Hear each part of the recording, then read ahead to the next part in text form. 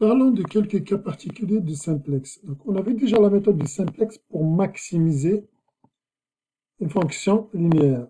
On pourrait s'intéresser aussi à un problème de minimisation. Au lieu de maximiser, on cherche à minimiser. Par exemple, chercher à minimiser cette fonction. Donc, avec ça, on pourrait construire un algorithme de simplex en fait similaire à ce qu'on a vu pour la maximisation. Pour la maximisation, par exemple, ici, pour choisir la variable qui va rentrer dans la base, on regardait les variables qui ont cette partie négative, on choisit la plus petite. Et c'est elle qui va rentrer dans la base. Lorsqu'on a face à un problème de minimisation, oui, on choisit celle qui a cette valeur la plus grande. Donc ici, par exemple, c'est Y qui va rentrer dans la base. Donc on peut construire tout un algorithme qui ressemble, c'est le simplex en fait, pour un problème de minimisation. Mais au lieu de faire ça, on peut juste utiliser ce qu'on a vu pour la minimisation. Je voulais maximiser P. Je peux construire P' qui est égal à moins P, donc qui est égal à 3x plus 5y. Donc minimiser P, c'est la même chose que maximiser P'. Avec P', on a dit c'est moins P. P' c'est moins P, et je cherche donc à maximiser P'. Voilà.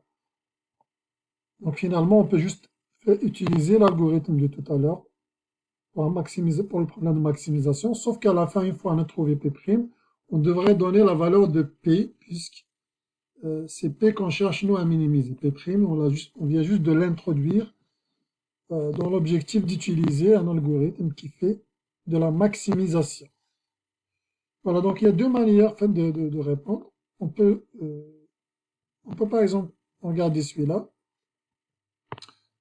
Je peux construire P' égale 5x1 plus, donc P' c'est moins P, hein, je vais l'écrire. Alors donc P', c'est égal à moins P. Et on va chercher à maximiser P'. Donc on va essayer de résoudre avec l'algorithme du simplex. On va démarrer la solution initiale, donc c'est la solution nulle. Et là on voit les coefficients. Donc les coefficients, on va mettre, puisqu'on a affaire à un problème de maximisation, de minimisation, je vais résoudre le problème de maximisation. Donc je maximise P'. Et P', ses coefficients, c'est 5, 3 et 4.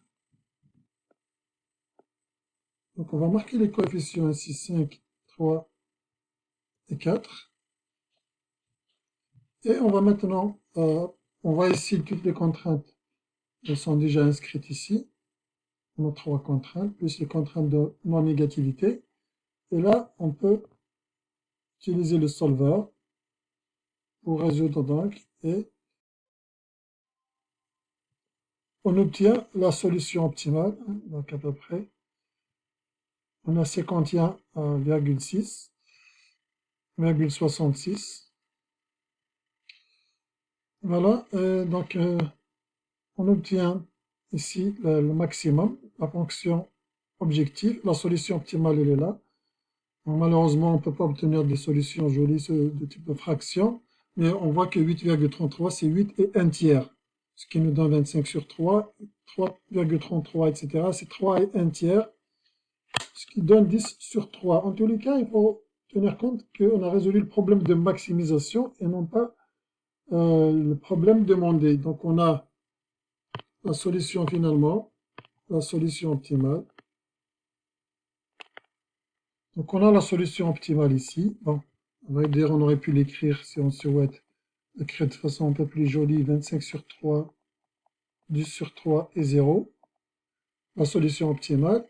Et la valeur optimale de la fonction objective, et bien sûr ce n'est pas 51,66, c'est moins, puisqu'on a dit P' c'est moins P. Donc P c'est moins P', donc c'est moins 51,66.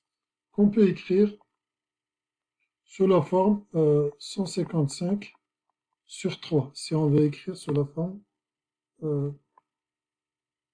une fraction. Voilà donc la solution optimale pour ce problème de minimisation. Voilà, donc on le résout comme ça. À vrai dire, on aurait pu le résoudre dans le simplex directement, dans le solver, en choisissant ici minimum, ce qui revient en fait à faire ce qu'on a fait, à changer la valeur de la fonction objectif. Parce qu'à la base, on résout un problème de maximisation. Voilà donc. Mais c'est très important quand même de savoir comment passer d'un problème euh, de minimisation à un problème de maximisation qu'on va résoudre avec le simplex. Et ensuite, bien sûr, savoir énoncer la solution optimale, notamment en revenant à P.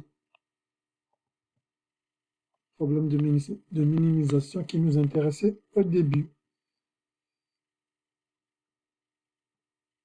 Un autre cas particulier, c'est les inégalités de type supérieur ou égal. On a vu la méthode du simplex, mais la méthode telle qu'elle est énoncée, il fallait avoir toutes les contraintes de type inférieur ou égal. Il fallait les avoir toutes inférieures ou égales pour pouvoir appliquer le simplex tel qu'expliqué. Expliqué. Mais si jamais on a une contrainte de type supérieur ou égal, comment on fait? Là, il suffit de multiplier par moins 1 et l'inégalité va changer de sens.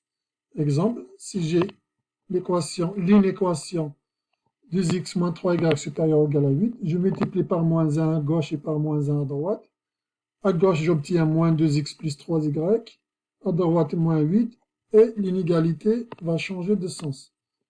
Quand on a une inégalité et qu'on multiplie à gauche et à droite par une quantité négative, l'inégalité va changer de sens. Ainsi, donc, on a maintenant une équation de type inférieur ou égal, et c'est ça, c'est comme ça, c'est ce type de contrainte qu'on accepte pour résoudre le problème de simplex. Admettons qu'on a ce problème, on a la première inégalité, à part les contraintes de non-négativité, celle-là, elle reste supérieure ou égale. Mais les autres, il faut toutes qu'elles soient inférieures ou égales. Donc, regardons le premier problème. On a un problème de maximisation. Sujet aux contraintes suivantes. Ces contraintes, on peut les réécrire de sorte à les avoir toutes inférieures ou égales. La première contrainte, elle devient moins x, moins y, inférieur ou égal à moins 5. Et la deuxième est reste inchangée, inférieur ou égal à 12. Et les dernières sont des contraintes de non-négativité. Donc ce problème, c'est la même chose que celui-là. La même chose de maximiser cette fonction.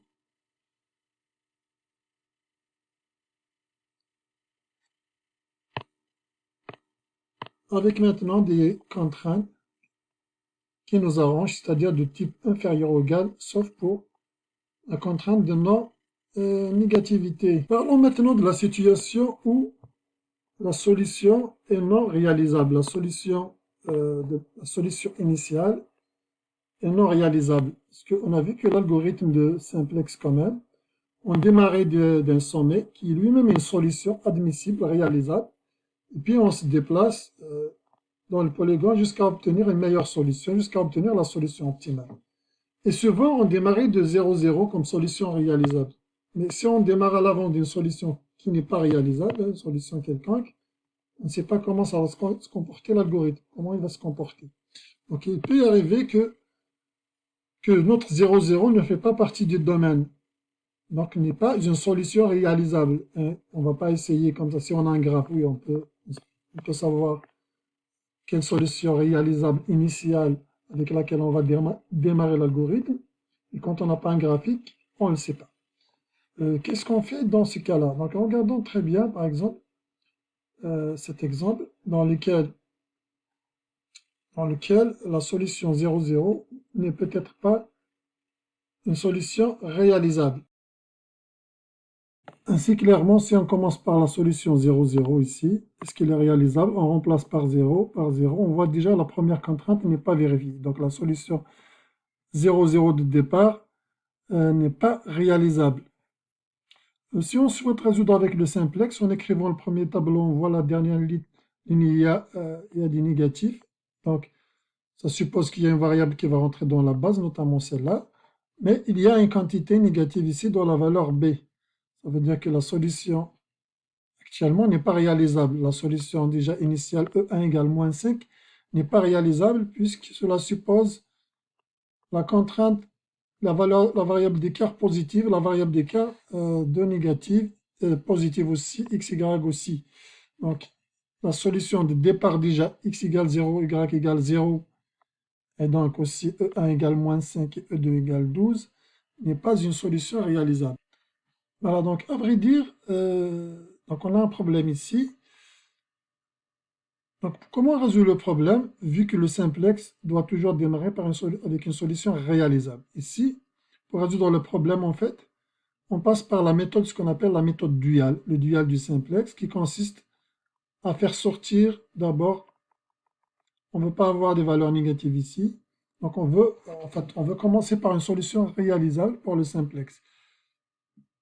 Donc la méthode en fait technique, c'est consiste à trouver d'abord la valeur la plus négative ici, donc on a une seule, c'est moins 5.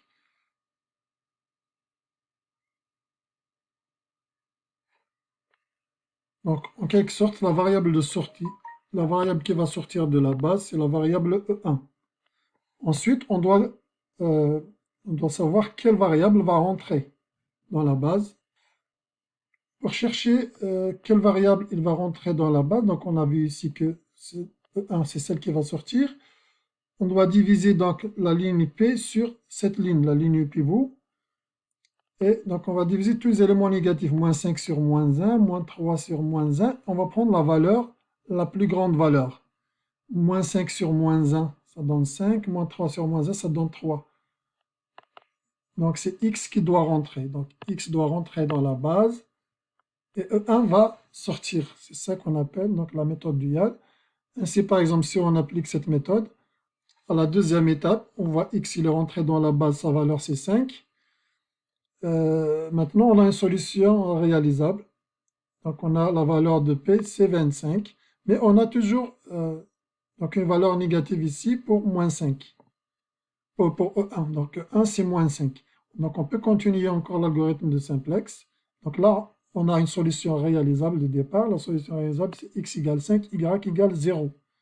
En fait, y ici, on ne le voit pas dans la base. Du point de vue graphique, en fait, c'est la solution x égale 5, y égale 0.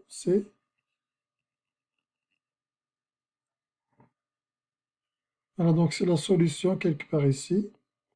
On démarre d'un point ici. Donc on enclenche l'algorithme du simplex avec le point x égale 5, y égale 0, qui est à l'intérieur du domaine réalisable. Donc, ensuite, donc là, à partir de là, on peut appliquer la méthode du simplex classique qui nous donne donc finalement la solution optimale lorsque toutes les valeurs sont positives.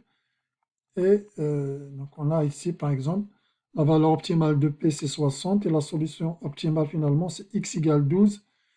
Et il n'y a pas de y dans la base, on ne voit pas de y, donc y c'est 0. Là, dans le graphique, donc c'est ça la solution optimale. X égale 12 et y égale 0.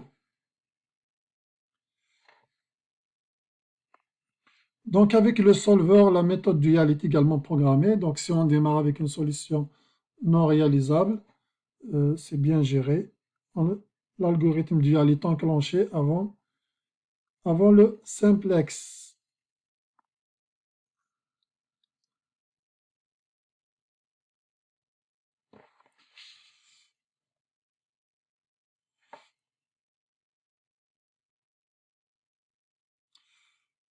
Problème non réalisable. Il y a des problèmes qui ne sont pas réalisables, tout simplement parce que les contraintes sont contradictoires. Si j'ai un problème dans lequel je dis x plus y doit être inférieur ou égal à 5 et x plus y doit être supérieur ou égal à 8, bah, clairement, il n'y aura aucune solution. Il ne peut pas y avoir de solution optimale puisqu'il n'y a même pas de solution réalisable. Donc là, j'ai donné un exemple très facile à voir, mais il peut y avoir des contraintes qu'on ne voit pas directement que le problème est non réalisable, mais il est non réalisable. Exemple, donc on a ce problème par exemple. Qu'est-ce qui se passe lorsque le problème est non réalisable? Qu'est-ce qui se passe par exemple? Donc on a déjà ici dans le tableau initial, on a donc la solution de base, c'est uniquement les variables d'écart. Donc ici on a x, donc on a une valeur négative, x devrait rentrer dans la base. Mais la solution de base est non réalisable puisqu'on a une valeur négative ici, c'est-à-dire E3 c'est égal à moins 4, ce qui est impossible. Donc normalement, on devrait commencer par d'abord le problème dual afin de résoudre afin d'enclencher le simplex. Le dual a l'objectif de trouver une solution réalisable déjà. Et à partir de cette solution réalisable ou admissible, on pourra commencer le simplex pour trouver la solution optimale. Donc en faisant le dual, et là, en continu, on a fait entre y, mais toujours, on a toujours une solution non réalisable, puisqu'on a un BI qui est négatif. On peut continuer toujours la méthode dual.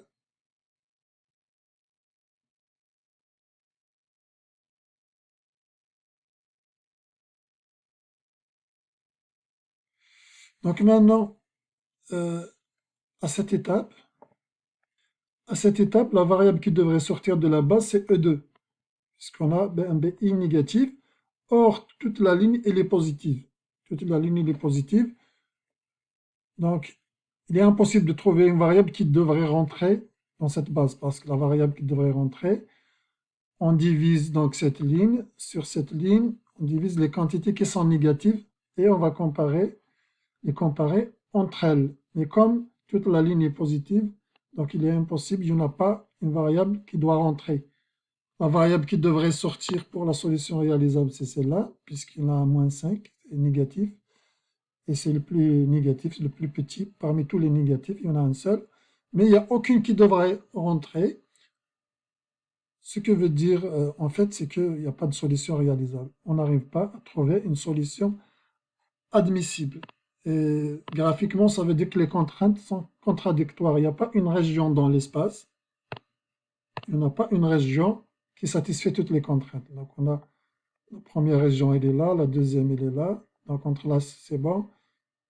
Si on ajoute cette contrainte, là, on peut se limiter à... Il ne reste que cette région. Déjà, avec ces trois contraintes, il ne reste que ça comme région.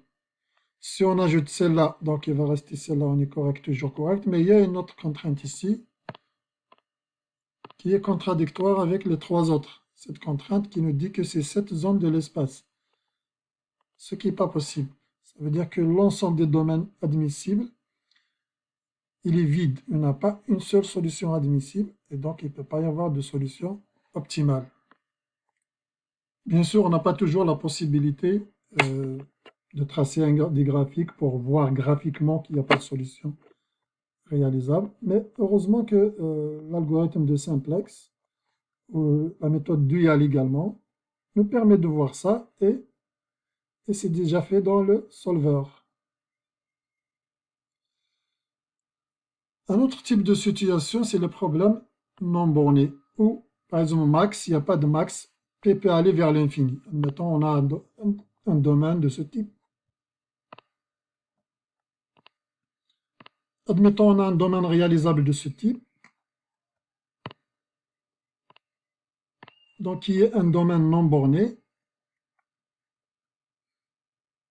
et qu'on essaie de maximiser cette fonction, par exemple. Donc, on va se retrouver avec une fonction qui se maximise dans cette direction, et quand je déplace la droite, eh ben, la fonction objective continue d'augmenter indéfiniment. Il n'y a pas de maximum, il n'y a aucun maximum. Donc, on peut donner des valeurs x aussi grandes que l'on veut. Donc, on est face à un problème non borné. C'est pas très problème concret du point de vue mathématique, mais dans la vraie vie, toutes les ressources sont finies. Donc, il devrait avoir une limite quelque part. On devrait avoir x borné quelque part, y borné quelque part. Mais c'est important de savoir que ça existe.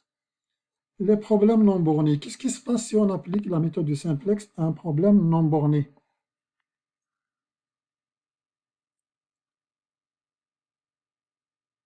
Donc, si à une étape donnée, si à une étape donnée, tous les A et J sont négatifs, toute la colonne pivot sont négatifs, alors le problème initial est non borné. C'est-à-dire, prenons un exemple. On va expliquer ça avec un exemple. On a maximisé cette fonction. Sujet à ces contraintes, on a la forme standard du problème en ajoutant les variables d'écart. On a le tableau initial. Premièrement, la solution de départ est non réalisable parce qu'on a un BI qui est négatif. C'est-à-dire on a une variable E3 qui est égale à moins 4, ce qui n'est pas possible. Donc la solution de départ est non réalisable, ça veut dire qu'on applique l'algorithme, le dual du simplex. Donc on va essayer de faire sortir la variable E3 et faire entrer une autre. La variable qu'on devrait entrer, c'est y, en appliquant le dual du simplex, parce que moins 3 sur 1, donc moins 3 sur 1, c'est la valeur négative et la plus négative. On obtient l'étape, le tableau 1, et là on a une solution réalisable, c'est la solution y égale 2, donc x c'est 0. On a p, sa valeur, la valeur de p c'est 6. Là, on peut enclencher le simplex puisque tous les BI sont positifs. On a une solution réalisable. On peut maximiser. On va chercher la valeur, la variable qui va rentrer. Là, je vois la valeur la plus négative, c'est moins 3. La variable la plus négative ici en bas dans cette ligne, c'est moins 3. Donc, c'est la variable E3 qui devrait rentrer. La variable qui devrait rentrer, c'est moins 3. Maintenant, c'est quoi la variable qui devrait sortir?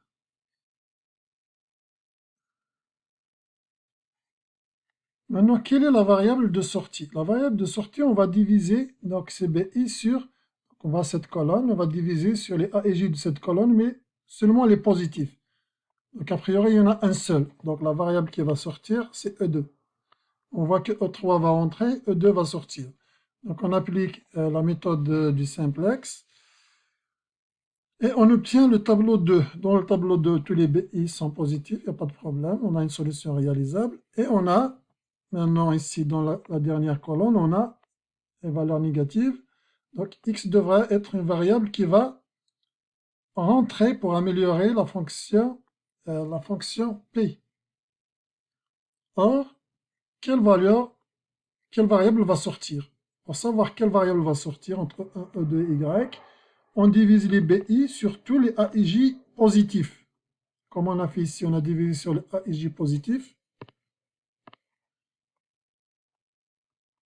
Alors ici, on divise sur tous les A et J positifs, mais il n'y en a aucun. Donc là, on a une variable qui doit entrer, mais aucune n'est prête de sortir. Aucune ne va sortir. Ça veut dire que le problème finalement est non borné, c'est-à-dire on peut augmenter indéfiniment finalement la valeur de x et de y sans affecter le problème. Donc la fonction objective pourra augmenter indéfiniment. Voilà, dans ce cas-là, dans le cas d'un problème non borné, la solution, si c'est un problème de maximisation, elle peut être aussi grande que l'on souhaite. Aussi grande que l'on souhaite.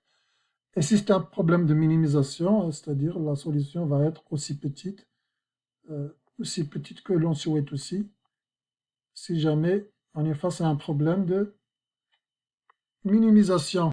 Donc graphiquement, le polygone des contraintes, il est non fermé, non borné. Donc ici, voilà, si c'est un problème de maximisation, il ne va pas être fermé de ce côté.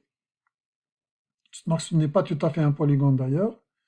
Et par voie de conséquence, on peut aller, la fonction objective n'a pas de maximum. Son maximum, c'est l'infini, il n'y a pas de limite à la valeur maximale de la fonction objective.